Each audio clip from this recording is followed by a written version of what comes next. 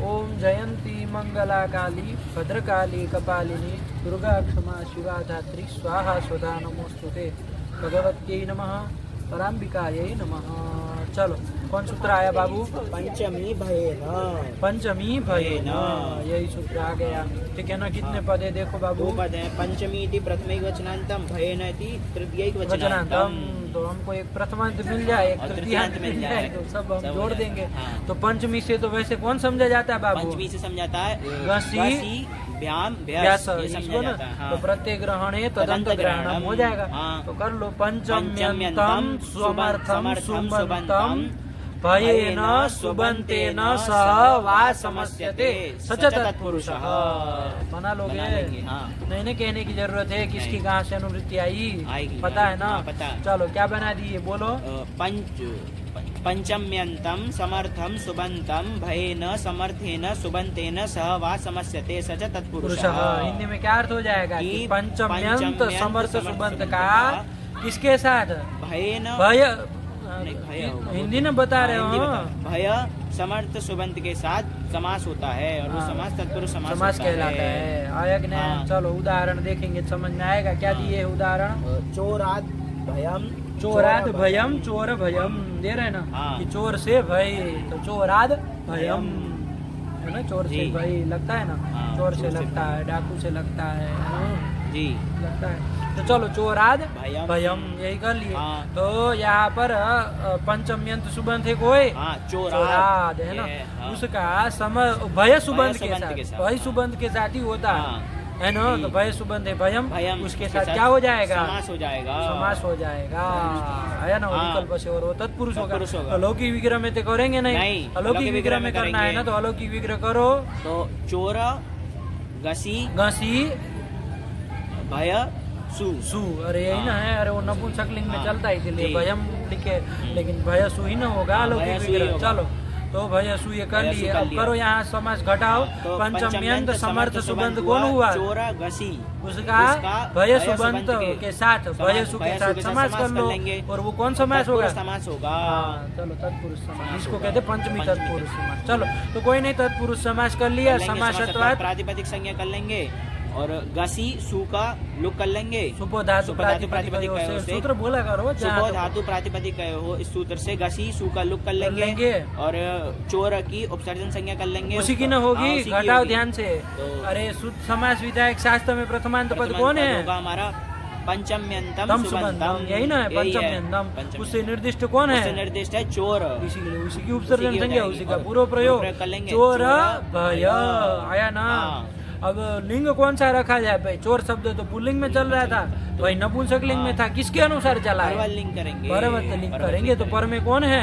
भय है, तो उसके अनुसार लिंग नपुंसक लिंग कर लिया जाए। सुआम पूर्व रूप करके चोर भयम, यही तो बना है। आया कितना सरल है, यदि वो समझे तो कुछ नहीं है। आया ना?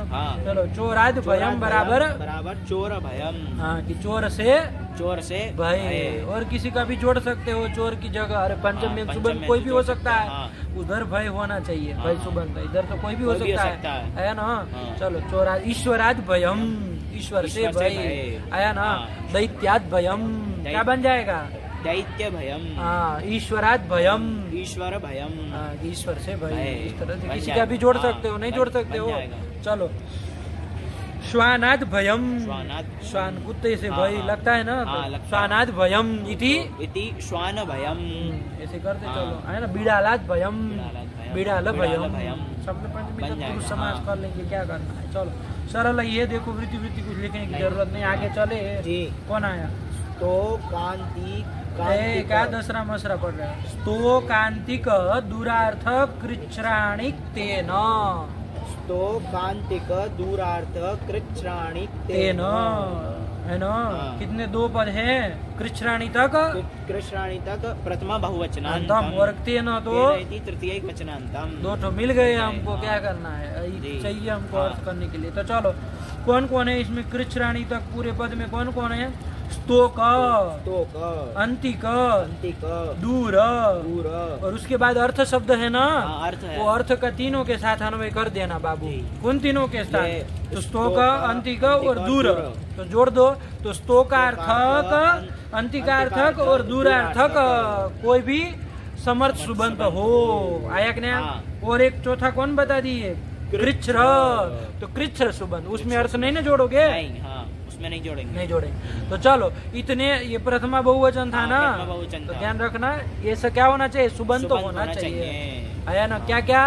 एक तो स्तोकार्थक सुबंत होना चाहिए, अथवा तो अंतिकार्थक सुबंत होना चाहिए, दूरार्थक सुबंत होना चाहिए, अथवा तो कृच्छ्र सुबंत होना चाहिए। तो उसका समास होता है, किसके साथ होता है भाई?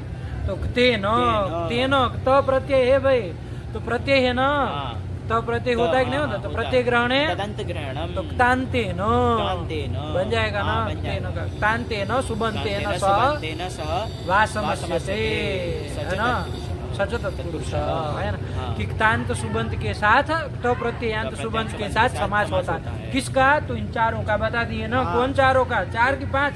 4 बताए। कौन चारों का? स्तोकार्थक, अंतिकार्थक, दूरार्थक अथवा कृच्छ्र सुबंत का। सुबंत न कहोगे तो चलो जोड़ के अर्थ बनाओ ना, तुम नहीं बना लोगे? बना लेंगे। कृच्छ्राणी ऐसे है ना, तो सुबंतम तो करेंगे नहीं, वचन करना पड़ेगा ना, बहुवचन। तो सुबंतानी कर लोगे, समर्थानी सुबंतानी ऐसे कर लिया जाएगा। तो बोलो ना जरा। स्तोकांतिक, दूरार्थक, कृच्छ्राणी सुबंतानी, तांतेन समर्थेन सुबंतेन सह वासमस्यते, सचत पुरुष। नहीं बन गया? आया ना? बस ये थोड़ा ध्यान रखना, अर्थ का है ना, तीनों के साथ न अन्वय करोगे। करेंगे। तो स्तोक, क्योंकि स्तोक खाली कहते हैं ना, तो स्तोक शब्द का ही होता ना, उसी का ही होता। स्तोक अर्थक कोई दूसरा होता तो उस सुबंत का नहीं ना हो पाता, लेकिन जब अर्थक कह दिए तो और भी होगा, तो हो जाएगा।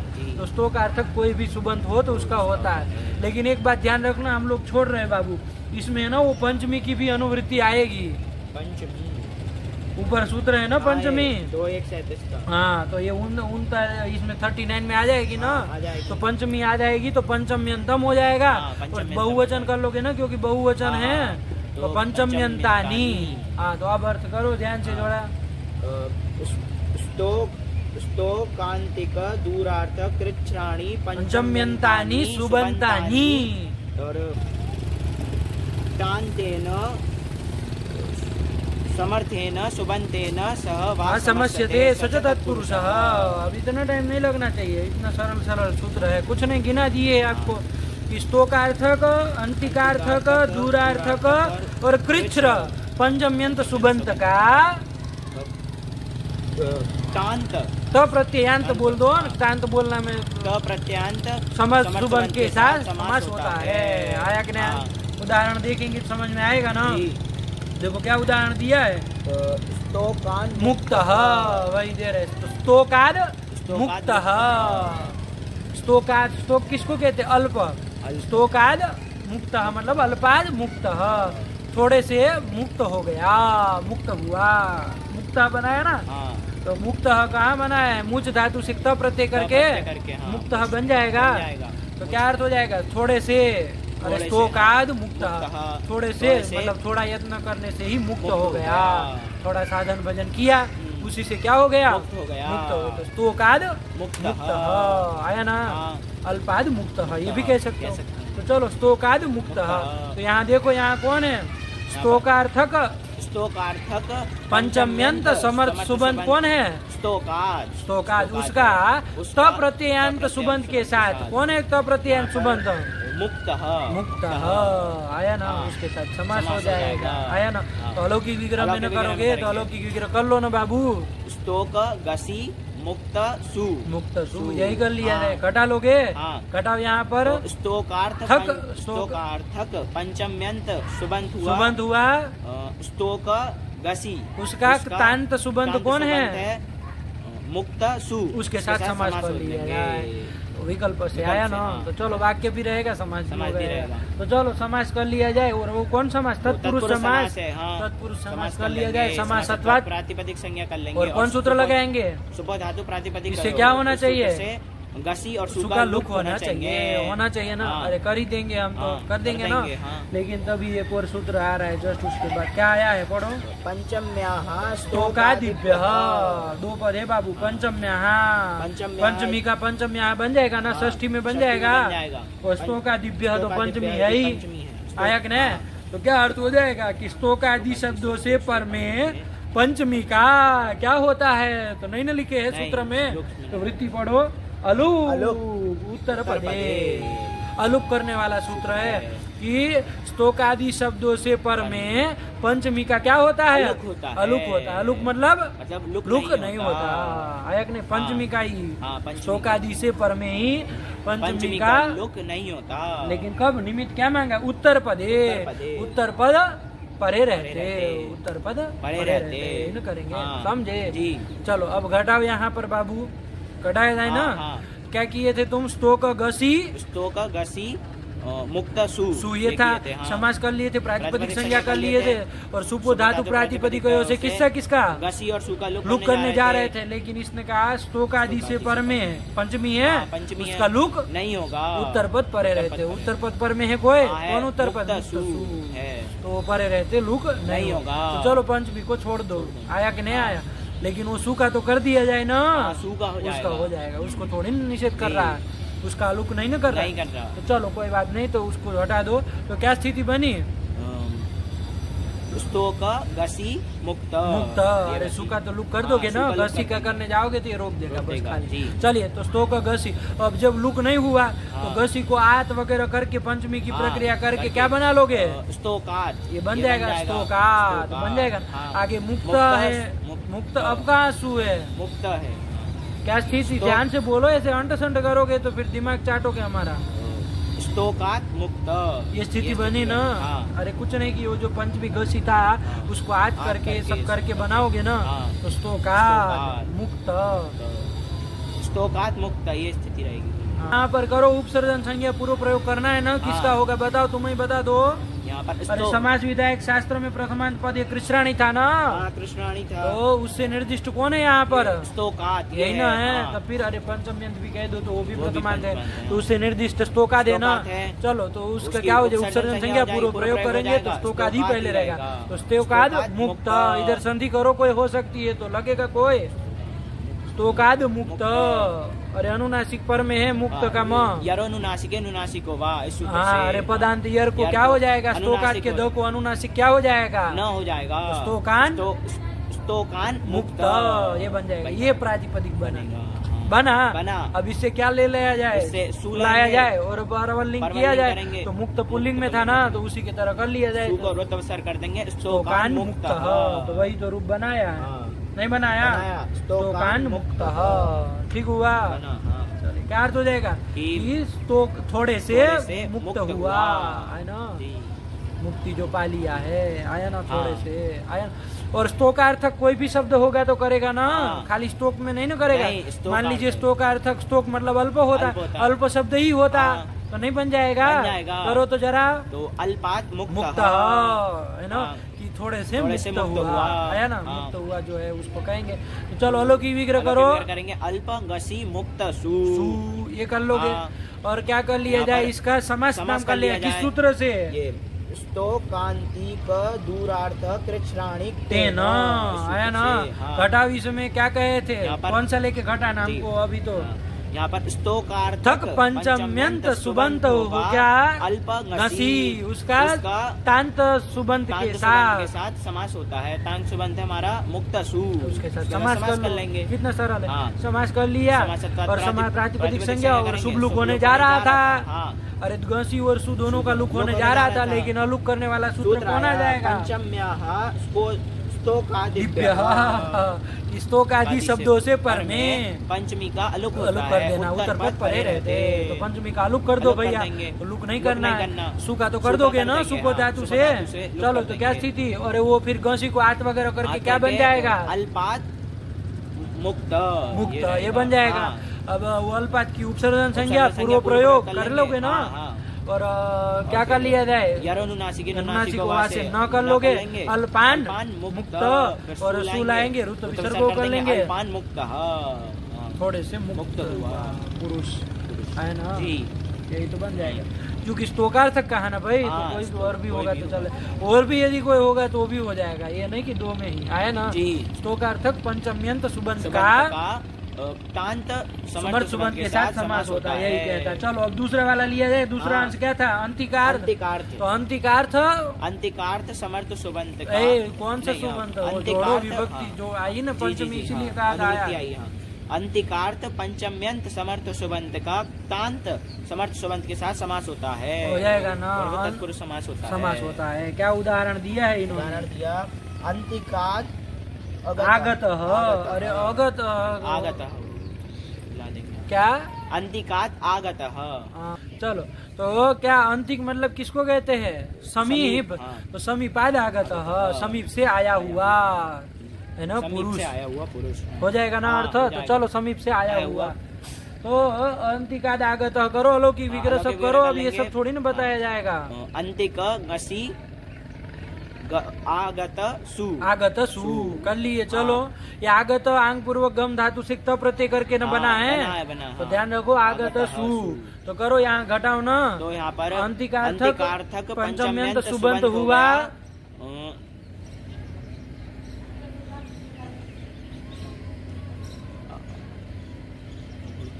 अंतिक गसी, यही ना हुआ। उसका शांत सुबंत कौन है? सुबंत है हमारा आगत सु। उसके साथ समास कर लो। समास प्रातिपदिक संज्ञा शुभ लुक होने जा रहा था। दोनों किस दोनों शुभ का? गसी और सु का लुक होने जा रहा है, लेकिन गसी का लुक करा देगा। कौन करा देगा? पंचम्यः स्तोका दिव्य। घटाने की जरूरत नहीं ना, आ जाएगा ना। अरे स्तोका जी के अंतर्गत आ गया ना ये शब्द, तो उससे पर एक पंचमी का अलुक होता है, उत्तर पर परे रहता है। चलो नहीं करना तो गसी को हाथ वगैरह करके क्या कर लोगे? अंतिकात, अंतिकात सुखा तो कर ही दोगे। तो अंतिकात आगत, अंतिकात की, अंतिकात की हाँ उपसर्जन संज्ञा कर लेंगे, उसका पूर्व प्रयोग कर लेंगे और अंतिकात आगत ये बन जाएगा। और कौन लगा दिए? संधि करोगे ना। हाँ जलाम जसवंत से, जलाम जसवंत से देखो दही हो जाएगा। तो और कुछ होना नहीं है, तो चलो कोई बात नहीं। तो देखो दही कर लेंगे। यहाँ तो यरुन्नस के लगेगा नहीं लगेगा, तो चलो कोई नहीं। अंतिकाद आगत, अंतिकाद आगत ये ना पद बन जाएगा। अब इससे सु लाएंगे और परवलिंग चलाएंगे, तो आगत पुल्लिंग में चला था, तो सु को रुद्ध विसर्ग करके अंतिकाद आगत यही ना बन जाएगा। अंतिकाद आगत, अंतिक से आया हुआ, है ना, समीप से आया हुआ। चलो और अंतिकार्थक कोई भी पंचम्यंत सुबंत चलेगा ना। मान लीजिए समीप ही रहेगा तो समीपात आगत। अलौकिक विग्रह करो और रूप बोलो बस। अलौकिक विग्रह हो जाएगा समीप गसी आगत सु। रूप क्या बन जाएगा सीधे बताओ? समीपाद आगत, यही ना, क्योंकि पंचमी का अलुक कर रही है, यही बन जाएगा। चलो इसी का देखो दिख रही है ना, अंतिकाद आगत। दूसरा क्या दिया? अभ्यासाद आगत। हाँ अभ्यास, अभ्यास मतलब अंतिक समीप, यही होता है। तो समीपार्थक अंतिकार्थक दूसरा लिया है। अरे हम लोग समीपाद आगत बनाए, अभ्यासाद आगत बनाया। समीपार्थक आया कि नहीं आया? चलिए तो अभ्यासाद आगत बन जाएगा ना। कर लो जरा अलौकिक विग्रह बोल लो खाली। अभ्यास गसी आगत सु हो जाएगा। रूप बन जाएगा। क्या बन जाएगा? अभ्यासाद आगत बनाएगा ना। अरे पंचमी का अलुक करना है भाई, कितनी बार बताए। चलो फिर कौन आया? फिर आया दूरार्थक, दूरार्थक के साथ। अरे क्या उदाहरण दिए रहे हैं? दूराद आगत। हाँ तो क्या कौन सा है? बनाओ उसका वाक्य बनाओ। वाक्य बनेगा दूरात आगत। अरे वो तो लौकिक वो सब हो जाएगा सूत्र में, वो बोलो ना। हाँ घटाओ। चलो दूराद आगत अलौकिक विग्रह बोलो। अलौकिक विग्रह होगा दूर गसी आगत सु। यही ना, अरे दूर से आया हुआ, यही ना हो जाएगा। चलो दूर गसी आगत सु घटाओ। वो अर्थ बोलो उसका। तो दूरार्थक पंचम्यंत समर्थ सुबंत। पहले अर्थ बोलो पूरा। दूरार्थक पंचम्यंत सुबंत का तांत समर्थ सुबंत के साथ समास होता है विकल्प से, और तत्पुरुष समास कहलाएगा। तो करो घटाओ, अब घटाओ। हाँ अलौकिक विग्रह हुआ था हमारा दूर गसी आगत सु। तो यहाँ पर दूरार्थक पंचम्यंत समर्थ सुबंत हो जाएगा हमारा दूर गसी। उसका तांत सुबंत कौन है? हो जाएगा आगत सु, उसके साथ समास हो जाएगा। समास प्रातिपदिक संज्ञा सुबलुक होना चाहिए, घसी का भी होना चाहिए, लेकिन उसका अलुक हो जाएगा। कौन सूत्र से? पंचम्या स्तोकादिभ्यः, अलुक कर दिया तो कोई नहीं, क्या बन जाएगा? तो अलुक कर देंगे तो आत वगैरह करके क्या स्थिति बन जाएगी? स्तोकाद, स्तोक फिर कहाँ से आया? दूरात आगत, ये बन जाएगा। और उपसर्जन संज्ञा वगैरह बोला है, दूरात की उपसर्जन संज्ञा कर लेंगे, उसका पूर्व प्रयोग कर लेंगे। दूरादागत ये बन गया। अब सु लाओगे ना, तब दूरादागत सु लाएंगे और परवल लिंग चलाएंगे तो सु को उत्सर्ग करके दूरादागत आया ना। ये से बना है दूरादागत। और दूरार्थक और भी कोई शब्द रहेगा तो चलेगा ना? चलेगा। कौन? जैसे विप्रकृष्टाद आगत, विप्रकृष्टाद आगत। हाँ, क्या तो मतलब क्या इसका? कि दूर से आया हुआ। हाँ, यही ना अर्थ हो जाएगा। अरे दूरार्थक दूसरा शब्द ले लिया है, तो यहाँ पर दूरार्थक पंचम्यंत सुबंत है। कौन है? विप्रकृष्टाद, विप्रकृष्ट गसी, ये हुआ हमारा दूरार्थक पंचम्यंत समर्थ सुबंत हुआ विप्रकृष्ट गसी। इसका तांत समर्थ सुबंत के साथ समास होता है, तो आगता सु इसके साथ इसके साथ समास हो जाएगा। अरे सीधा सीधा पकड़ना तक नहीं आता है, समास करके पंचमी का आलू करके सब करके क्या बन जाएगा? कृष्टाद आगत। हाँ, ये रूप बन जाएगा ना कि नहीं बनेगा? हाँ, चलो क्या अब सबकी प्रक्रिया कराते चले तो फिर। अरे कुछ फिर लगाया करो अपना आराम से बैठ के। तो ये कितने का हो गया उदाहरण? 3 का। किसका किसका? स्तोकार्थक पंचम्यंत सुबंत का, अंतिकार्थक पंचम्यंत सुबंत का, दूरार्थक पंचम्यंत सुबंत का। कम से कम सबके 2-2 रखना ताकि रहे ना। हाँ। आया ना? 2-2 रखना ताकि पता चले अर्थ जुड़ा है ना? और ये फिर कौन कर लेंगे? कृच्र पंचम्यंत सुबंत का तांत, उसमें अर्थ नहीं ना जुड़ा है, तो इसमें सीधा कृच्छ पंचम्यंत सुबंत का तांत सुबंत के साथ विकल्प से समास कर लिया जाए। चलो कौन आया उदाहरण? कृच्छ्रादागतः। कृच्छ्रादागतः, कृच्छ मतलब क्या होता है? कष्ट, दुख। कृच्छ्रादागतः मतलब कष्ट से, दुख से आया हुआ, है ना? दुख से कोई आदमी मान लीजिए आया है, या तो दुख से आया हुआ धन वगैरह भी कह दो, कुछ भी कह दो। तो चलो कृच्छ्रादागतः ये कर लिए। तो क्या कर लोगे? अलौकिक विग्रह कृच्छ्र गसी आगत सु। चलो समास कर लोगे। समास प्रातिपदिक संज्ञा शुभलुक कर देंगे, लेकिन सु का ही न कर पाओगे, पंचमी का तो नहीं हो पाएगा। तो कृच्छ्राद आगत ये हो जाएगा। और सु लाके ऋतुस्तर कर देंगे कृच्छ्राद आगत, यही तो बन जाएगा। अब सब तुम चढ़ा दो, ठीक हो गया यार। कृच्छ कष्ट से आया हुआ, यही हो जाएगा। चलिए, तो बहुत उदाहरण हो गए। नहीं समझ में नहीं आया अर्थ? आया। कौन सा सूत्र है समास करने वाला? कौन सूत्र से? स्तोकांतिक दूरार्थ कृच्छ्राणि तेन। हाँ, एक बार अर्थ बोलोगे? क्या बोलोगे? बोलो। कि स्तोकांतिक दूरार्थ कृच्छ्राणि पंचम्यंतानि समर्थानि सुबंतानि तांतेन सुबंतेन सह वा समस्यते सचत पुरुषः। अरे बना लिया करो, कुछ नहीं है उसमें। और अलग अलग करना हो तो अलग अलग भी बोल लोगे। हिंदी में कैसे बोल लोगे? अर्थ अलग बोल लो। स्तोकार्थक पंचम्यंत। अरे एक एक बोलोगे तो शाम करनी है हमको यहीं पर। नहीं, स्तोकार्थक, अंतिकार्थक, दूरार्थक और कृच्छ्र पंचम्यंत समर्थ सुबंत का तांत समर्थ सुबंत के साथ विकल्प से समास होता है, और वो समास तत्पुरुष समास होता है। यही तो कह देंगे। नहीं समझे? और बीच में ये अलुक करने वाला सूत्र भी आ गया। कौन आ गया? पंचम्याः स्तोकादिभ्यः। अर्थ कर लोगे ना, वृत्ति बना लोगे अपने से। स्तोकादिभ्यः पंचम्याः अलुक उत्तर परे हो जाएगा ना? क्या हो जाएगा हिंदी में अर्थ? कि स्तोकादि से स्तोकादि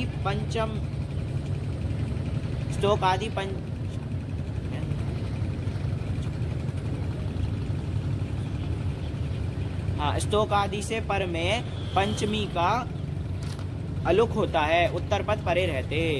चलो फिर कौन आया? फिर उदाहरण दे दीजिए। हाँ, उदाहरण दे दिए तो दे दिए, बोल दो। स्तोकान मुक्तः। इसका एक और बना दो। तो तुमको बताए ना इन्होंने तो एक ही दिया स्तोकार्थक का। दूसरा क्या दिए थे? वो अल्पान मुक्तः। हाँ, ये भी रखो। और अंतिकार्थक के तो 2 दे ही दिए हैं। बोलो। अंतिकादागतः। हाँ, अभ्यासादागतः। हाँ, ये 2 इसी के हो गए। फिर दूरार्थक का एक ठो दे दिया। दूरादागतः। हाँ, हमने दूसरा भी दिया ना, क्या विप्रकृष्टाद आगतः।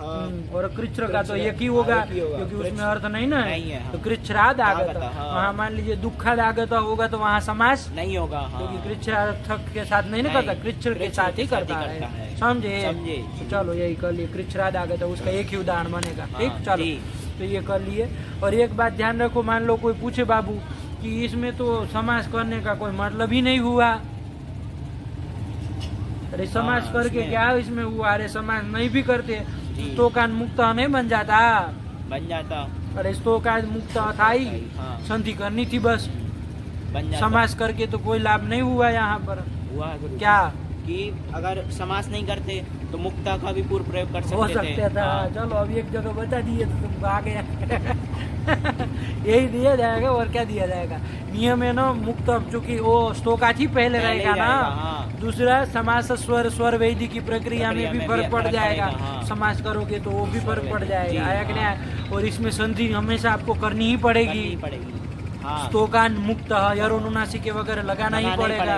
वो यदि नहीं करते तो मान लो संहिता, वाक्य में तो संहिता विवक्षा होती है, तो यदि विवक्षा नहीं होती तो अलग अलग भी बोलते तो स्तोकान मुक्त है ऐसा भी बोल पाते, ये सब फर्क न पड़ जाएगा। और दूसरा ये एक पद बन जाएगा, एक पद बनेगा, स्तोकाद मुक्त एक पद न हो गया, यदि समास नहीं करते तो अलग अलग पद माना जाता। ये सब बातें, ये सब फर्क पड़ेगा। ठीक हुआ, चलिए तो समझ में आया। ये सब प्रयोजन बता देना, वरना रूप ऐसे देखने में तो कोई फर्क हमको नहीं लग रहा है, नहीं ना लग रहा है, लग रहा है जैसे विग्रह वाक्य है ना। चल तो ये सब समाज के रूप में, चल फिर आगे चले। कितना समय हुआ? 32। चलो आगे कौन आया? षष्ठी। कितने पद है? एक ही पद, षष्ठी थी प्रथम में ही वचनांत। हाँ तो ये देखो पंचमी तत्पुरुष करने वाले 2 सूत्र देख लिए ना, कौन कौन बाबू? पंचमी भयेन, हाँ, और कांतिक दूरार्थक कृच्छ्राणिक तेन, 2 सूत्र पंचमी तत्पुरुष वाले देख लिए। वो तो अलुक करने वाला, वो समास नहीं करने वाला है, अलुक करने वाला। चलो फिर आया षष्ठी। चलो अब षष्ठी तत्पुरुष की ओर आ रहे हैं। तो षष्ठी कितने पद? एक ही पद है, षष्ठी प्रथम वचनांतम बन जाएगा।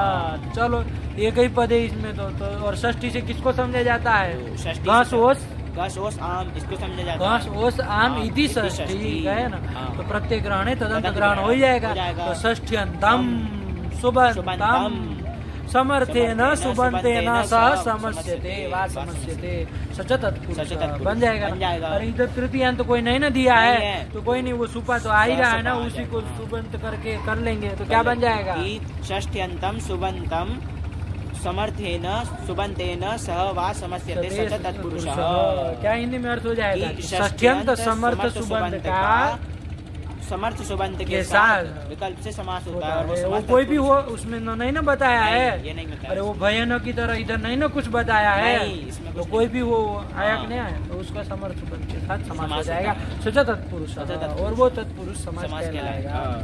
उदाहरण दे रहे हैं, क्या लिख रहा है? राजपुरुष। अरे क्या लिखा इन्होंने पहले? इन्होंने सुबंतेन प्रागवत, हाँ लिख दिया कि षष्ठ्यंत सुबंत के किसके साथ करेंगे भाई? तो सुबंतेन, और प्रागवत मतलब समस्यते, और सच तत्पुरुष, प्रागवत से सब ले लेना है। आया ना। चलो फिर क्या उदाहरण दिया? राजपुरुष। पहले दिन से हम लोग करते आ रहे राजपुरुष, तो कर लो आज थोड़ा उसी के साथ हो जाए। तो क्या कर लोगे? विग्रह राज्ञः पुरुष, राजा का पुरुष, राज संबंधी पुरुष, यही अर्थ हो जाएगा।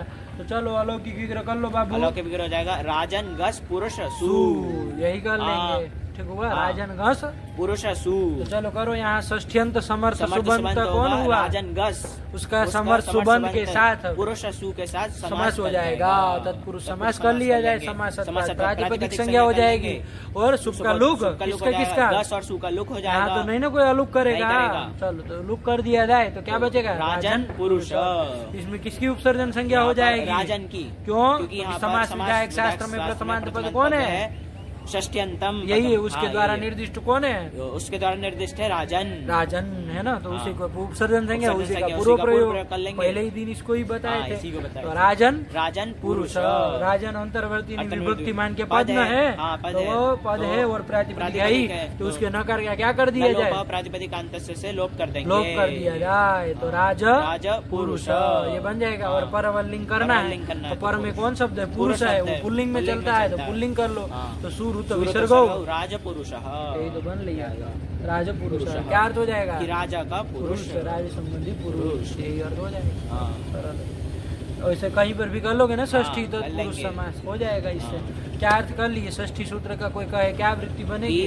षष्ठ्यंतम समर्थम सुबंतम सुबंतेन समर्थेन सह वा समस्यते, समर्थेन सुबंतेन सह वा समस्यते, सच तत्पुरुषः। है कि नहीं? तब एक ही जगह समर्थ लगा दिया जाए तो भी चल जाएगा ना, लेकिन बोल देने से स्पष्ट हो जाएगा कि समर्थ होना चाहिए दोनों। चलिए हो गया। फिर कौन आया? फिर आया पूर्वा पराधरोत्तर मेक देशी नैकाधिकरणे करणे, है ना? दूसरा सूत्र आ रहा है। एक बात थोड़ा बाबू, ये राजपुरुष में थोड़ा एक बात ध्यान दो, ये क्या विग्रह की है यहाँ पर? राज्ञः पुरुषः। पुरुष आया कि नहीं आया? ऐसा होगा, मान लो राज्ञः पुरुषाय, राज्ञः पुरुषाय देही, राजा के पुरुष को दो, कुछ देने के लिए कह रहे कि धनम देही, राज संबंधित पुरुष को धन दो, ऐसा कुछ कहना। तो राज्ञः पुरुषाय ऐसे कर लो, मान लो। तो राज्ञः पुरुषाय ऐसा होगा, तो यहाँ पर अलौकिक विग्रह क्या हो जाएगा? अलौकिक विग्रह हो जाएगा राजन गस पुरुष गे गे, तो पुरुष आएगा। चलो यहाँ समास होगा कि नहीं होगा, यही बताना है तुमको। षष्ट्यंत समर्थ सुबंध कौन हुआ? षष्ट्यंत समर्थ सुबंध हुआ यहाँ पर हमारा राजन गस। हाँ, उसका किसके साथ होता है? समर्थ सुबंध के साथ होता है। ये कौन है समर्थ सुबंध? पुरुष गे, ये सुबंध तो है ना, समर्थ सुबंध ही है। तो उसका समास हो जाएगा कि नहीं हो जाएगा? हो जाएगा, हो जाएगा ना। ऐसे भी कर सकते हो, समझ में आया? ऐसा नहीं कि पुरुष सु हो तभी करे, नहीं है ना? अरे सुबंध का तो पुरुष गे, ऐसा भी कर सकते हो, कर सकते हैं। पुरुष गे ये कर लिया जाए तो समास कर लिया है। समास प्रातिपदिक संज्ञा और किस किस सुख का लूप? गस और गे, इन दोनों का लूप कर लिया जाए, है ना? और क्या राजन में पूर्व प्रयोग सब का लोग, नकार का लोग, राज पुरुष ये बन जाएगा। और अब आगे क्या लाओगे? प्रातिपदिक संज्ञा करके क्या लाओगे? अरे कौन लाओगे? विभक्ति वही ना लाओगे। आपको चतुर्थी न कहना है तो सीधे ही कौन लाओगे? गे लाओगे। आया नहीं? गे लाओगे और सब प्रक्रिया जो आदेश दीर्घ वगैरह करके सुपीछे से क्या बना लोगे? राजपुरुषाय ये बन जाएगा। ऐसे भी कर सकते हैं। राजपुरुषाय धनम देही, राजपुरुष को धन दो। राजपुरुषाय, मान लीजिए राजपुरुषाय कहीं प्रयोग है तो उसको विग्रह ऐसे भी कर सकते हो ना, सीधे ही क्या कर सकते हो कि राज्ञः पुरुषाय इति राजपुरुषाय, ऐसे भी कर सकते हो ना, ऐसे भी कर सकते हो, कोई दिक्कत नहीं है। इसको कहते हैं क्योंकि वो परिनिष्ठित विभक्त्यंत के साथ समास, इसको क्या बोला जाता है? परिनिष्ठित विभक्त्यंत के साथ समास। अरे वहाँ पर जो विभक्ति थी वाक्य में, उसी ने विभक्त्यंत के साथ सीधे समास कर दिए, उसी के साथ कर दिए, सीधे कर दिए। तो वैसा भी कर सकते हो। आया कि नहीं आया? और हम लोग ऐसे करते वैसे भी कर सकते हो। क्या?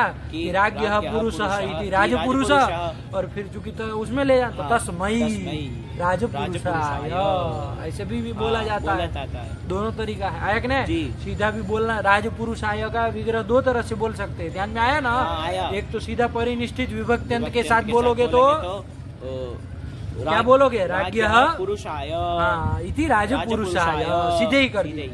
और एक हम लोग प्रथमांत के साथ समास करके फिर चतुर्थ्यंत करेंगे, तो प्रथमांत के साथ समास करके क्या करेंगे? पुरुषः इति राजपुरुषः, और फिर चतुर्थी में ले जाएंगे तस्मै राजपुरुषाय। ऐसे भी तरीका है, दोनों तरफ से बोल सकते हैं। ऐसा नहीं है कि खाली बस यही प्रथमांत के साथ है। अरे परिनिष्ठित विभक्त्यंत के साथ भी समास होता है, कर सकते हैं ना, कर सकते हैं। अरे वहाँ पर जो विभक्ति उसी के साथ सीधे कर दिया जाए। आया कि नहीं? चल और प्रथमांत के साथ भी हो जाएगा समास, कर सकते हैं। लेकिन फिर वापिस वहाँ ले जाना पड़ेगा, तत् शब्द वगैरह का प्रयोग करके बताना पड़ेगा ना, तस्मै तस्य जो भी बताना है वो तत्शब्द का प्रयोग करके वो विभक्ति बता देंगे। चलिए तो यही कर ले, लगा ना, लगा। राजपुरुषा। फिर कौन आया? फिर आया पूर्वा पराधरोत्तर देशी नैकाधिकरणे, पूर्वा पराधरोत्तरम एक देशी नैकाधिकरणे, यही ना बन जाएगा। देखते हैं कितने पद है, तो हो जाएगा, समय है ना अभी। 40 हुआ तो है ना, थोड़ा कर लिया जाए। चलो, पूर्वा पराधरोत्तरम निकल जाएगा ना।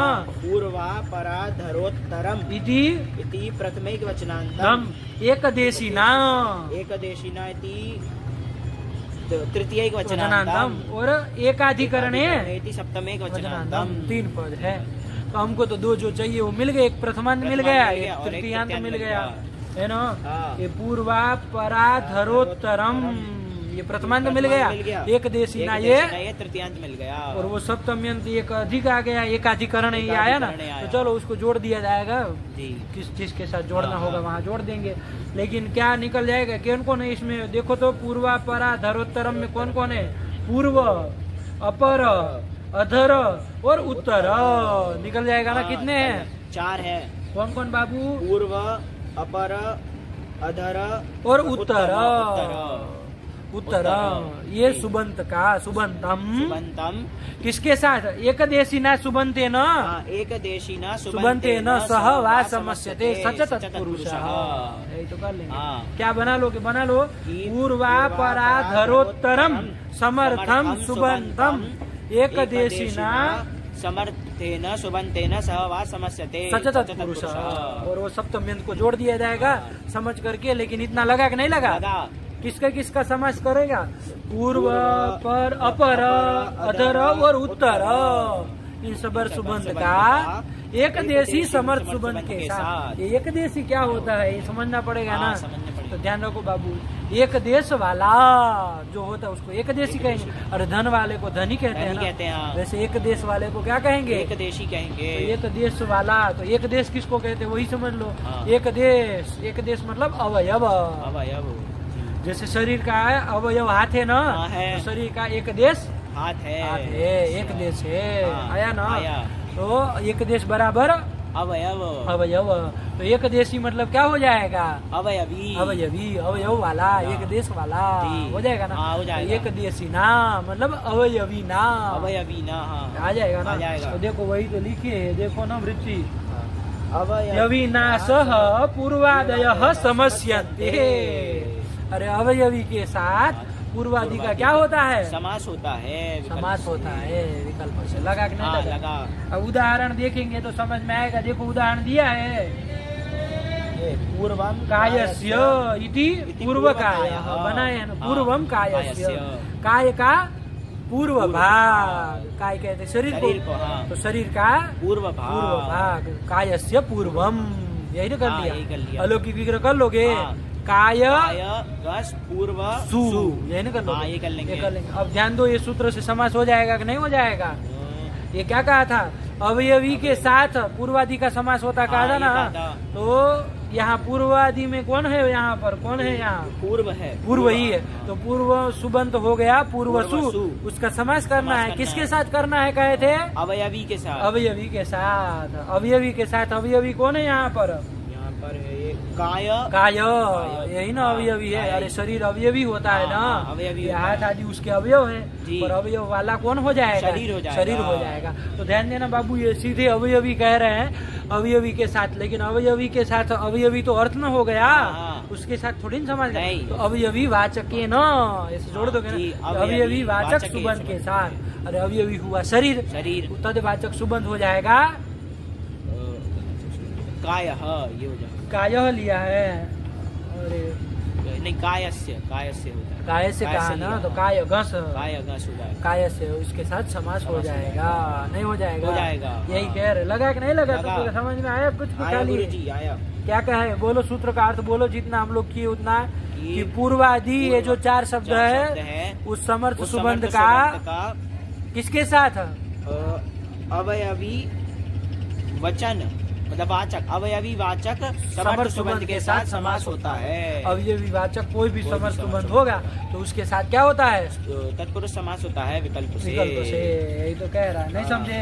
अब विग्रह कर लो, एक रूप बना लो तो फिर अच्छे से समझे। फिर से क्या पूर्वम कायस्य, कायस्य पूर्वम, ऐसे भी बोल सकते हैं। काय का शरीर का पूर्व भाग, यही ना हो जाएगा। तो कायस्य पूर्वम, अलौकिक विग्रह करो। कायगस पूर्वसु, ये कर लिया।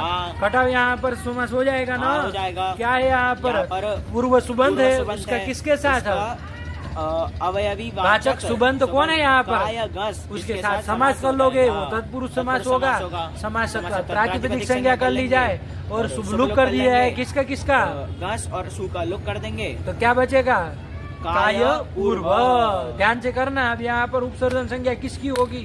यहाँ पर होगी दोनों में से, सीधे बता दो। पूर्व की। पूर्व की। अरे प्रथमांत निर्दिष्ट वही ना है। अरे पूर्वा पराधरोत्तरम सुबंतम, उससे निर्दिष्ट यहाँ कौन है? पूर्व। काय नहीं ना है, तो पूर्व की उपसर्जन संज्ञा उसका पूर्व कर लेंगे। ऐसा नहीं कि जो पहले उसको पहले बोले जा रहे, उपसर्जन संज्ञा होगी उसका पूर्व प्रयोग। तो पूर्व काय ये हो जाएगा। और आगे क्या ले आ जाए? अरे पूर्व तो नपुंसक लिंग किए थे, लेकिन हमको उसके अनुसार थोड़ी लिंग चलाना, पर की तरह चलाना। तो पर में शब्द है काय, वो पुल्लिंग में चलेगा, तो उससे क्या सु ला करके कर देंगे पूर्व काय। आया ना? कि क्या अर्थ हो जाएगा कि शरीर का पूर्व भाग, पूर्व काय। देखो वही तो किया, पूर्वम कायस्य। अरे ऐसे भी बोल सकते हैं ना, कायस्य पूर्वम बराबर पूर्व काय, तो यही बनेगा। बन गया। ऐसे ही क्या दूसरा उदाहरण दिया? अपर काय।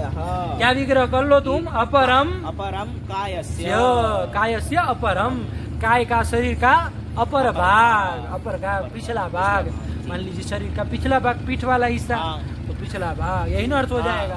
तो चलो करो, यहाँ लो की विग्रह करो। करेंगे काय गस अपर सु, करो फटाक से, समास हो जाएगा। कौन घटाओ?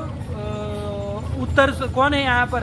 अपर सुबंत का अवयवी वाचक कायगस, कायगस के साथ समास हो जाएगा। समास प्रातिपदिक संज्ञा शुभ लुक कर लोगे। क्या स्थिति बनी? काय अपर। अब किसकी उपसर्जन संज्ञा?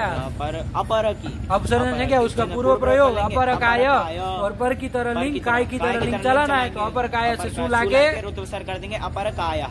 तो बना है अपर काय। क्या अर्थ हो जाएगा? कि काय का पिछला भाग, पिछला भाग, अपर भाग है ना। ये तो बना। ऐसे ही उत्तर और अधर का भी कर लोगे ना, हो जाएगा। हो जाएगा। अवयवी वाचक सुबंध कोई भी हो, ऐसा नहीं कि शरीर ही हो, कोई भी होगा, अवयवी वाचक शब्द होना चाहिए, तब उसका इस चारों सुबंध के साथ समास हो जाएगा। लेकिन अभी एक चीज हम लोग बाहर छोड़ रहे हैं, कब से छोड़े हुए हैं? सूत्र में कहा था एकाधिकरण, लिखे थे ना, एकाधिकरण। अब वृत्ति पढ़ो और देखो एकाधिकरण का क्या मतलब है, कुछ समझोगे कि नहीं? पढ़ो। अवयविना सह पूर्वादय समस्यन्ते, ये तो आ ही गया ना। क्या अर्थ हो जाएगा? तुम बताओ अपने से, क्या वृत्ति बनाए हो अच्छे से? पूर्वा पराधरोत्तरम समर्थम सुबंतम अवयवी वाचकेन समर्थेन सुबंतेन सह वा समस्यते सच तत्पुरुषः। आया कि नहीं आया? चलो यही कर लिया। लेकिन कब? एकाधिकरण। एकाधिकरण क्या कह रहे थे? अब वृत्ति पढ़ो समस्यन्ते के बाद की। एकत्व संख्या विशिष्ट चेद अवयवी। एकाधिकरण होने पर, एकाधिकरण होने पर मतलब क्या? तो एकत्व संख्या विशिष्ट चेद अवयवी, कि अवयवी कैसा होना चाहिए? एकत्व संख्या विशिष्ट होना चाहिए। कैसा होना चाहिए? एकत्व संख्या विशिष्ट होना चाहिए, होना चाहिए। आया ना? मतलब क्या निकला? कि एक अवयवी होना चाहिए। यदि अवयवी कितने होंगे? अनेक, दो होंगे या अनेक होंगे, तो वहाँ पर समास नहीं होगा। अवयवी जो है वो कैसा होना चाहिए? एक होना चाहिए, एक होना चाहिए। एकत्व संख्या विशिष्ट होना चाहिए, मतलब एक होना चाहिए। यही ना निकला? तो वही कहा है। ठीक हुआ ना? यही एकाधिकरण का अर्थ लिखे। लगा ना? लगा। क्या समझे? एकत्व संख्या विशिष्ट चेद। चेद मतलब यदि होता है ना, यदि अवयवी कैसा हो? एकत्व संख्या विशिष्ट हो, मतलब एक संख्या वाला हो, एक संख्या हो, एक हो। यदि अवयवी एक हो। हाँ, अरे एक संख्या नहीं होती, एकत्व संख्या होती है। एकत्व संख्या होती है। यदि अवयवी एक हो एक हो, मतलब इन्होंने जैसे लिखा वैसे बोलो। एकत्व संख्या विशिष्ट चेत अवयवी, मतलब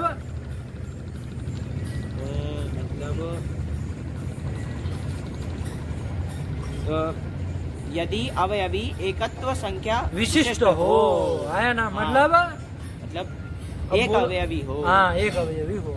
अनेक रहेगा तो वो नहीं ना, वहाँ पर नहीं होगा। आया कि ना, यही कहना है, सीधी सीधी बात है, उलझो नहीं। आया ना। जैसे यहाँ जहाँ हमने समाज किया वहाँ देख लो, अवयवी कौन था? शरीर न था, क्या बनाए थे? ये पूर्व काय, कायस्य पूर्वम, ये लोग। हाँ, तो अवयवी कौन था इसमें? यहाँ पर था शरीर था।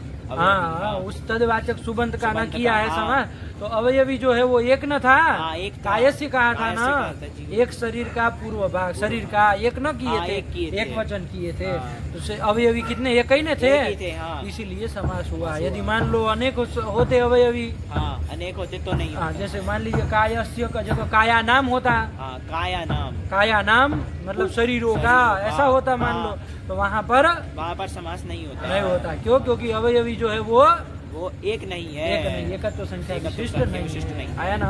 चलो इसलिए ठीक है ना, उदाहरण भी दे देंगे। क्या लिख रहे हैं आगे पढ़ो तो। एकाधिकरणे किम,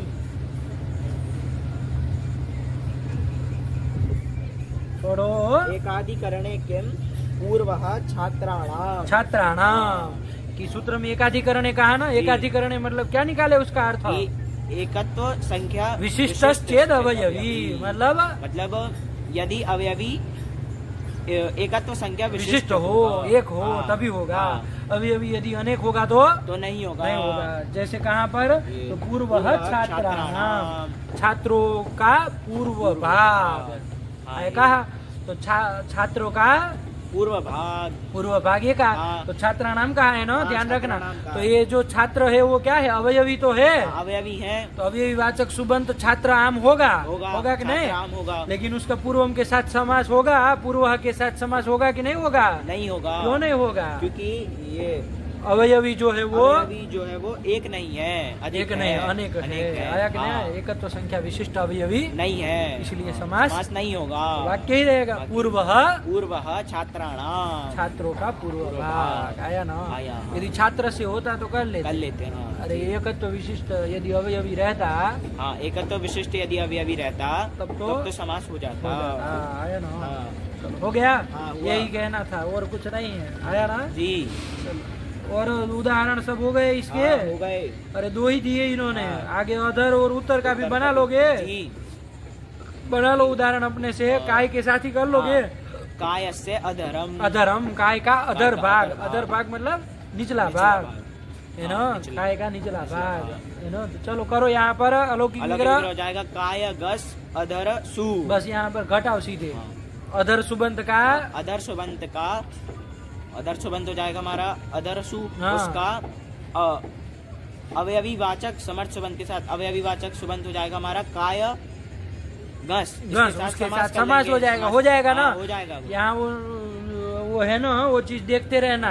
क्या होना चाहिए? वो एकाधिकरण होना चाहिए, एकाधिकरण होना चाहिए। मतलब जो अवयवी यदि अवयवी एकाधिकरण, देखो बाबू, एक अधिकरण होना चाहिए। अधिकरण मतलब द्रव्य, वो द्रव्य एक होना चाहिए, यही कहना। उसी को उन्होंने वो थोड़ा स्पष्ट करके लिखा। आया कि नहीं आया? अरे अधिकरण मतलब द्रव्य, अधिकरण मतलब वो आधार ऐसा नहीं लेना, अधिकरण मतलब द्रव्य। तो एक अधिकरण होने पर, एक अधिकरण मतलब ये तो एक अधिकरण होने पर, एक अधिकरण मतलब एक द्रव्य होने पर, वो द्रव्य जो आपका है, द्रव्य कौन? अवयवी ना। वो अवयवी यदि एक रहेगा तभी होगा, यदि अनेक रहेगा तो नहीं होगा। समझे? समझे। को उन्होंने वृत्ति में स्पष्ट करके लिखा। ठीक हुआ। चलो तो यहाँ पर कर लो बाबू। तो यहाँ पर एक अवयवी है, एक अवयवी एक ही ना है, कायस्य कहे थे ना, एक ही है, इसलिए हो जाएगा। तो चलो कर लो। समास हो जाएगा। समास प्रातिपदिक संज्ञा कर लेंगे और सुपधातु प्रातिपदिक से किसका गस का और सु का लुक कर देंगे। और क्या बना? क्या ये बोलो पहले। काय अधर, ये बोलो, फिर बोलो। अब किसकी उपसर्जन संज्ञा पूर्व प्रयोग? अधर काय, और काय की तरह लिंग चलाओगे शुरू तो विसर्ग को। अधर काय का निचला भाग, अधर भाग। चलो हो जाएगा। और ऐसे ही उत्तर के साथ कर लो। काय से उत्तरम, काय का उत्तर भाग। उत्तर भाग, ऊपर का भाग ऐसे कर लो। चलो तो कायस्य उत्तरम, अलौकिक वगैरह बोलो, कायगस उत्तरसु, समास वगैरह करके क्या रूप बन जाएगा? उत्तर कायः बन जाएगा। बन गए, 4 उदाहरण हो जाएंगे। और क्या होना? और अवयवी वाचक कोई भी होगा तो चलेगा ना? कोई भी होगा तो चलेगा। ये नहीं कि काय के साथ ही होगा, अवयवी वाचक कोई सुबंध होगा तो उसका इन चारों के साथ क्या हो जाएगा? समास हो जाएगा, तत्पुरुष समास हो जाएगा। चलो आएगा। अच्छा एक बात बताओ, तुमको प्रश्न पूछते हैं। कायस्य पूर्वम इति क्या बनाया? पूर्व काय ये बनाया ना, कायस्य पूर्वम, काय का पूर्व भाग, यही ना कहा। इसमें षष्ठी सूत्र से समास नहीं कर सकते थे क्या? कायस्य पूर्वम, काय का पूर्व भाग, यही ना कहना था। कर सकते, षष्ठी सूत्र से नहीं हो जाएगा समास। यहाँ पर षष्ठ्यंत समर्थ सुबंध हो जाएगा। काय घस, उसका सुबंध के साथ पूर्व सु के साथ समास हो जाएगा। वो तो जा रहा था, फिर क्यों ये सूत्र बनाने की जरूरत आन पड़ी? हो जाएगा ना। तो देखो बाबू, उससे समास करते हैं। समास तो प्रातिपदिक संज्ञा शुभ लोग सब कर लेते। काय पूर्व ये बनता। उपसर्जन संज्ञा किसकी होती जरा बताओ तो? काय की होती ना। और काय का पूर्व प्रयोग होने लगता, क्या रूप बनने लगता? काय पूर्वम। पूर्व के अनुसार लिंग चलाते तो काय पूर्वम बन जाता। पूर्व काय नहीं ना बनता।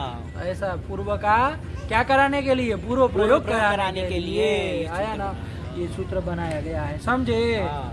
समझे ना गुरुजी? ये भी तो होता। और एक अधिकरण ये भी कहना है, ये सब कहना है, लेकिन समझना ये अंतर पड़ेगा। आया कि नहीं आया?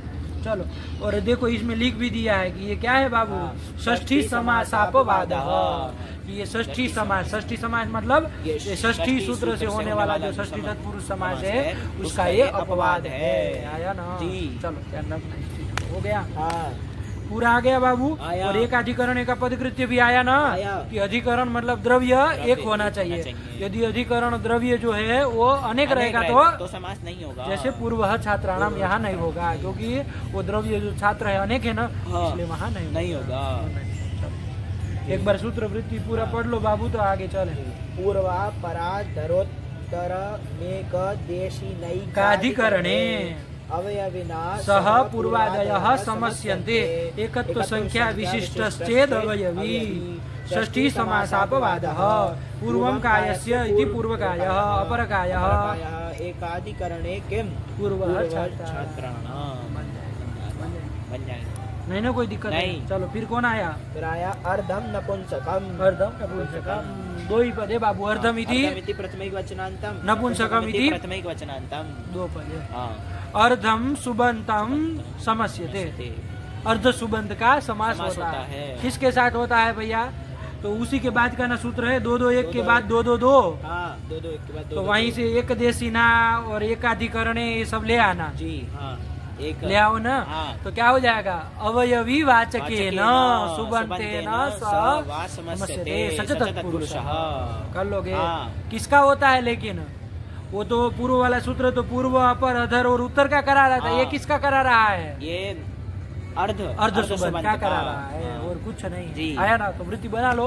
अर्धम सुबंतम समर्थेन। कैसे समर्थेन?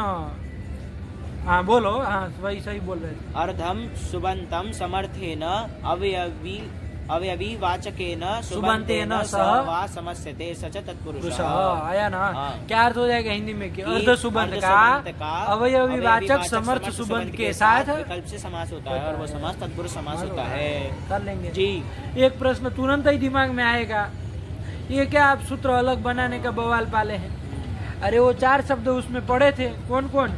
पूर्व अपर अधर और उत्तर।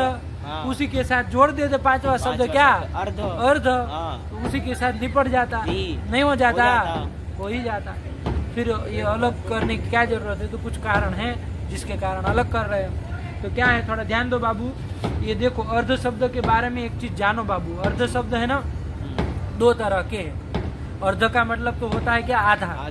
यही ना होता है। लेकिन अर्ध शब्द 2 तरह के है ना। क्या है बाबू? एक अर्ध शब्द तो नित्य नपुंसकलिंग है, नित्य नपुंसकलिंग है। और एक अर्ध शब्द जो है वो पुल्लिंग में भी चलता है और नपुंसकलिंग में भी चलता है। दोनों लिंगों में चलता है। समझे क्या? कि एक अर्ध शब्द नित्य नपुंसकलिंग है और एक अर्ध शब्द नपुंसकलिंग में भी चलता है और पुल्लिंग में भी चलता है। समझ में आया? नहीं आया? ये कर लिए बाबू। अब यहाँ पर कौन सा वाला अर्ध शब्द कौन सा है जो नपुंसकलिंग में चल रहा है, कौन सा वाला अर्ध शब्द, तो ध्यान देना। अर्ध का मतलब तो क्या होता है बाबू? आधा। आधा है ना, आधा हिस्सा, आधा भाग, उसी को ना कहते हैं अर्ध। तो ध्यान रखना बाबू, जब समांश हो, क्या हो? समांश हो, सम भाग हो, मतलब बिल्कुल आपने भाग किया तो बिल्कुल बराबर का भाग किया जी, कोई कम बेसी नहीं, समान अर्ध भाग किया आपने, तो वहाँ पर वो आधे को जो बताने वाला अर्ध शब्द है ना, है ना, वो अर्ध शब्द नित्य नपुंसकलिंग है। आया कि नहीं आया? तो क्या है? नित्य नपुंसकलिंग है। और कहीं मान लीजिए आधा किया लेकिन कुछ कोई थोड़ा मोटा है, कोई छोटा है, ऐसा भी तो होता है, दो टुकड़े ऐसे कर दिए, कोई छोटा मोटा रहता है कि नहीं रहता है, तो अर्ध आधा तो हुआ, अर्ध तो है, लेकिन उसके लिए जो उस अर्ध को बताने के लिए जो अर्ध शब्द है वो नपुंसकलिंग में भी चलेगा, पुल्लिंग में भी चलेगा। आया कि नहीं आया? तो ध्यान में रहेगा ना कि समांशवाची जो अर्ध शब्द है वो क्या है बाबू? नित्य नपुंसकलिंग। नित्य नपुंसकलिंग, समान अंशवाची, मतलब समान अंश का वाचक जो अर्ध शब्द है वो नित्य नपुंसकलिंग में चलेगा। आया कि नहीं आया? और असमांशवाची जो है वो नपुंसक में भी चलेगा, पुल्लिंग में भी चलेगा। आया कि नहीं आया? समझे? नहीं समझे? ये बात ध्यान रखना। तो चलो, तो उसमें यदि अर्ध शब्द ऐसे ही पढ़ देते बाबू पूर्व वाले सूत्र में, तब तो अर्ध शब्द दोनों के दोनों न ले लिए जाते। दोनों ले लिए जाते। अरे अवयवी वाचक सुबंध के साथ अर्ध का समास होता है, तो चाहे वो समांशवाची होता चाहे वो असमांशवाची होता, दोनों अर्धों के साथ क्या हो जाता? अर्ध सुबंध के साथ समास हो जाता। हमको ऐसा नहीं करना था, इसके लिए अलग सूत्र बनाया। क्या? अर्धम नपुंसकम, कि नपुंसकलिंग जो अर्ध शब्द, मतलब जो नित्य नपुंसकलिंग में चलने वाला। कौन नित्य नपुंसकलिंग में चलता है? समान स्ववाची, सम अंशवाची, सम भागवाची। अरे बराबर बराबर का भाग किया हो तो उसी को ना कहते समांश। तो समांशवाची अर्ध शब्द के साथ उसके समांश वो नित्य नपुंसकलिंग है, और उसका ही क्या करना है? समास करना है, उसी का करना था, असमांशवाची का नहीं ना करना था। इसलिए अलग सूत्र बनाया। यदि अलग नहीं बनाते ऐसे अर्धम नपुंसकम तो उसके भी साथ होने लगता है, नहीं होने लगता। ध्यान में आया? चलो, इसीलिए अलग सूत्र बनाया। क्या सूत्र बनाया? अर्धम नपुंसकम। बोलो कितने पद है? अर्धम इति प्रथमैक वचनांतम, नपुंसकम इति प्रथमैक वचनांतम। कर लोगे ना अब? कि देखो वृत्ति क्या लिख रहे, पढ़ लो तो थोड़ा। समांशवाची अर्ध शब्दों नित्यम क्लिबे।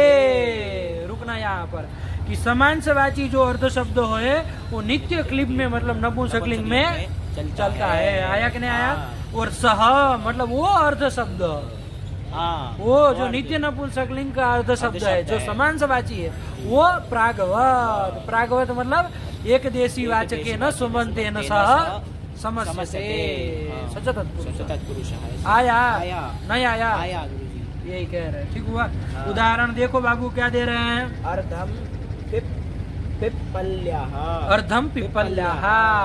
पिप्पली, पिप्पली वृक्ष विशेष का नाम है ना, उसका अर्ध भाग, पिप्पली का अर्ध भाग। अर्ध भाग, तो अर्ध भाग, यहाँ अर्ध भाग से क्या कहना चाह रहे हो? मतलब बराबर का, समान अंश, समान आधा भाग। आया कि ना? मतलब 100 का 50-50 भाग करेंगे तभी ना समान का आ जाएगा। यदि 49 और 51 करोगे तो वो नहीं कहलाएगा। आधा तो है, वो तो है लेकिन समान नहीं है, समांश नहीं है, समांश नहीं है, सम अंश नहीं है। आया ना? समांश नहीं हुआ, आधा तो है लेकिन समांश नहीं है। उसके लिए अर्ध शब्द यदि आएगा तो वो तो पुल्लिंग नपुंसकलिंग दोनों में चलेगा। और ये जो समांशवाची अर्ध शब्द है वो नित्य नपुंसकलिंग में चलेगा। तो चलो यहाँ पर वही लेना है। तो पिप्पल्याः अर्धम, पिप्पली का अर्ध भाग मतलब बराबर का भाग, यही ना? बराबर आधा भाग, यही ना हुआ? तो चलो करो पिप्पल्याः, तो करो ना, इसमें अलौकिक विग्रह करो ना। पिप्पली घस अर्ध सु, यही कर लिया जाए और समास कर लिया जाए। तो कर लो यहाँ पर। ये पिप्पली जो है वो अवयवी शब्द है, अवयवी वाचक है। अरे पिप्पली पूरा वृक्ष है, अवयवी हुआ ना? अरे अवयव वाला है ना, उसमें डाल पत्ते सब अवयव है उसके। तो अवयव वाला जो अवयवी कौन हुआ? वो पिप्पली वृक्ष हुआ। तो चलो, तो अवयवी वाचक सुबंध कौन हुआ यहाँ पर? घस। उसका किसके साथ? अवयवी उसका अर्धवाचक, अर्धवाचक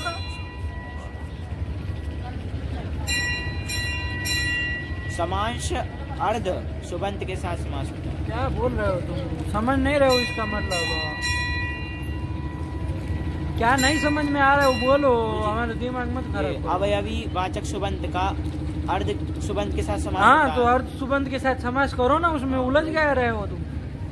अर्ध सुबंत के साथ समास, वो गुरु जी पूरा बोल रहे थे कि समान बोल रहे थे। तो फिर बोलो तो बोलो ना, कोई मना थोड़ी ना कर रहे, लेकिन फिर साफ बोलो ना। समान से वाची बोलना नहीं आता है तुमको? समान से वाची अर्ध सुबंत के साथ समास होगा। यही ना निकल जाएगा? निकलेगा। अरे वो कैसे निकला? कोई पूछे ये कैसे आया समान से वाची? तो सूत्र में क्या कहा? अर्धम नपुंसकम कहा ना, कि नपुंसकलिंग अर्ध शब्द का समास होता है। तो नपुंसकलिंग अर्ध शब्द कौन सा है? समान है, समान से समान से वाची है। हाँ, समान से वाची। अरे वो अर्थ है, वो थोड़ी ना अर्ध शब्द है। समान से वाची अर्ध शब्द जो है, हाँ वो वही नपुंसक लिंग होता है, नित्य। हाँ नित्य नपुंसक, उसी का समास करना है। हाँ तो घटाना। अब यहाँ अलौकिक विग्रह क्या किए थे? गुड़ गोबर करते हो तुम। अलौकिक विग्रह किया पिप्पली गस अर्ध सु। हाँ करो। अवयवी वाचक सुबंत हुआ पिप्पली गस। उसका किसके साथ बोलो? समान से वाची अर्ध सुबंध के साथ। वो कौन है? अर्ध सु। उसके साथ समास कर लेंगे। आया ना? तो समास कर लिया, तो आज प्रातिपदिक संज्ञा कर लेंगे। और सुब का किसका गस और सु का लुक कर लेंगे। तो क्या बचा? पिप्पली अर्ध। किसकी उपसर्जन संज्ञा हो जाएगी? बताओ जरा। अर्ध की होगी। अर्ध की हो जाएगी ना? तो अर्ध का पूर्व प्रयोग कर लो। अर्ध पिप्पली, ये बन जाएगा। और किसके अनुसार लिंग चलाना है? पर के अनुसार चलाना है। मतलब पिप्पली की तरह चलेगा। पिप्पली स्त्रीलिंग न था जी, तो स्त्रीलिंग में चलाओगे तो सु लाओगे, और सु का क्या हो जाएगा? विसर्ग हो जाएगा। ऋतु विसर्ग हो जाएगा।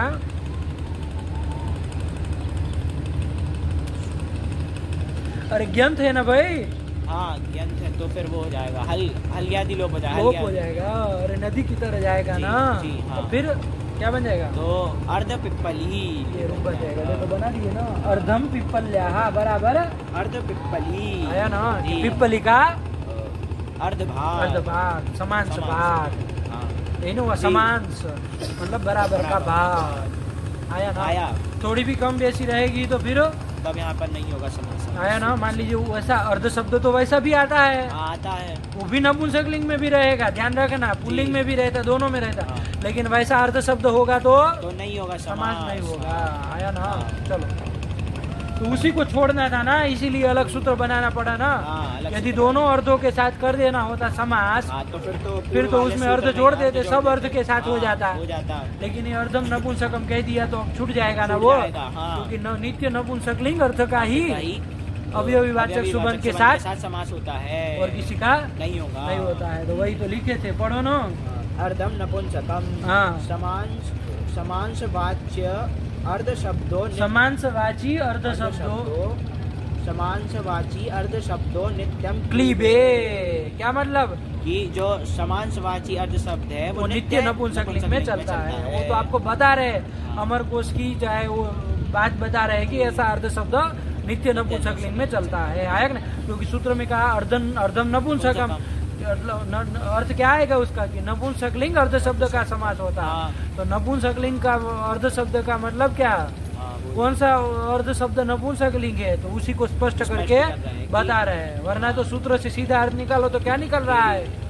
नपुंसक अर्ध सुबंत का। हाँ, नपुंसकलिंग जो नित्य नपुंसकलिंग अर्ध शब्द है उसका अवयवी वाचक सुबंत के साथ समास होता है। यही ना अर्थ निकल रहा है। तो आपको बताना पड़ेगा ना कि भैया कौन सा अर्ध शब्द है जो नित्य नपुंसकलिंग है, तो उसी को वो बता रहा है। आया कि नहीं आया? कि भाई अर्ध शब्द जो है जो समान वाची है वो नित्य नपुंसकलिंग है, और उस अर्ध शब्द का अवयवी वाचक समर्थ सुबंध के साथ समास होता है। सब प्रागवाद, वो अर्ध शब्द का प्रागवाद मतलब पूर्व की तरह समास कर लेना। पूर्व की तरह मतलब एक देशी वाचक समर्थ सुबंध के साथ विकल्प से। चलो आया? क्या कर दी? अर्धम पिप्पल्याः इति अर्ध पिप्पली की क्या अर्थ हो जाएगा? पिप्पली वृक्ष का अर्ध भाग समान भाग आ जाएगा ना? आ जाएगा। तो कर लिया। फिर आया सप्तमी शौंडैहि आया ना? ये सप्तमी तत्पुरुष की ओर आगे बढ़ रहा है। ये षष्ठी तत्पुरुष ही हुआ ना सबके सब?